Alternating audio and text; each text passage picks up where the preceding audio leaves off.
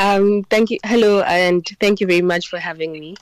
The figures given by the SAPS of 28 murders having taken place in schools for the 2023-2024 financial year.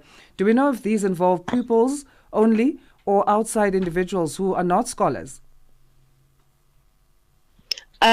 So I think it's a mixture of both pupils and outsiders that are outside of schooling grounds, whether be it the perpetrators and the victims as well.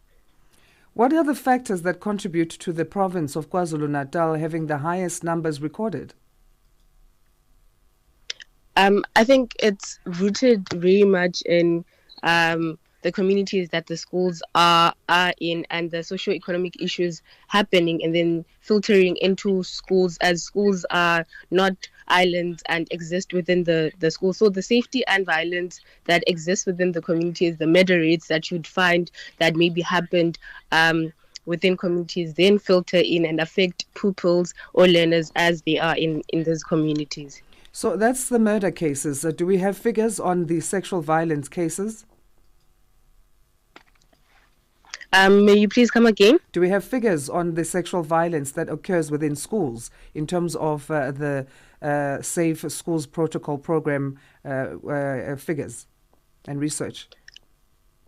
Not currently that I know of. There might be, but I currently do not have access to that information. So is this safety protocol enough then to discourage incidents of violence at schools? We've seen these incidents without signs of reducing. Um, I think, given the fact that this is not the first time that a safety protocol has been introduced, again with the collaboration between the Department of Education and the police, and we've still seen violent acts occurring in schools. It can't really be said that this will discourage violence within schools because it's something that has been implemented before, but there wasn't much change. There was in certain areas, but we still saw that it was persistent in some areas where we see that things around violence within schools, not only just limited to murders or sexual violence, things such as racism, things such as bullying within schools still perpetuated and were a lot within schools. So let's talk about the program then. Maybe we should have started there in terms of its aim. It's a 5-year program. What will it focus on specifically and how will it be rolled out, the Safe Schools Protocol program? So from the information that I currently have, it looks at things such as the partnership between the Department of Basic Education and policing within communities to ensure that schools are a safe place, a safe place. Things such as having police visibility around schools, to offer some sort of protection for learners and pupils at schools. And it's not the first protocol that's been signed. Was the previous one adequately implemented in your view? And what are some of the takeaways from that feeding into this current one for 5 years now?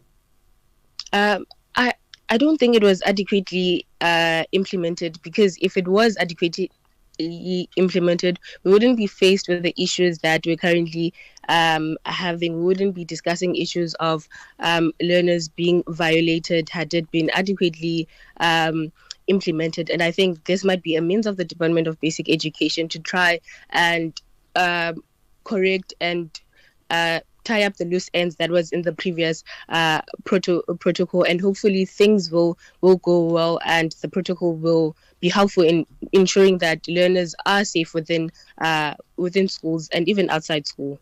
And you mentioned that schools don't just exist as islands, but they are within certain communities. How much of an issue of gangs feeds into this problem that we are facing, those that are operating within communities, and also what would the role of community members be?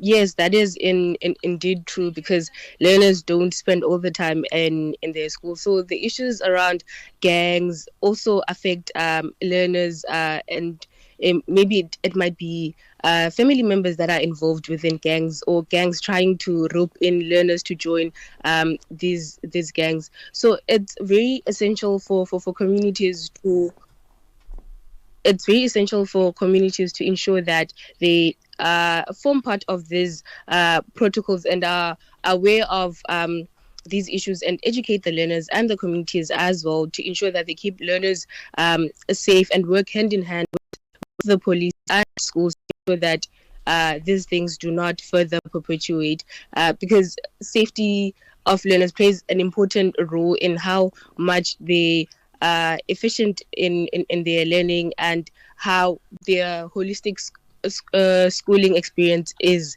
for them, because there's a deep psychological link between violence and how it affects their schooling and even their mental health as learners as well. Absolutely. Makanatsa, thanks for your time again. You have a great rest of your day. Thank you very much. That's Makanatsa Ziyambi, who is National Council member at Advocacy Group, Equal Education. Get the news, music, and lifestyle of Africa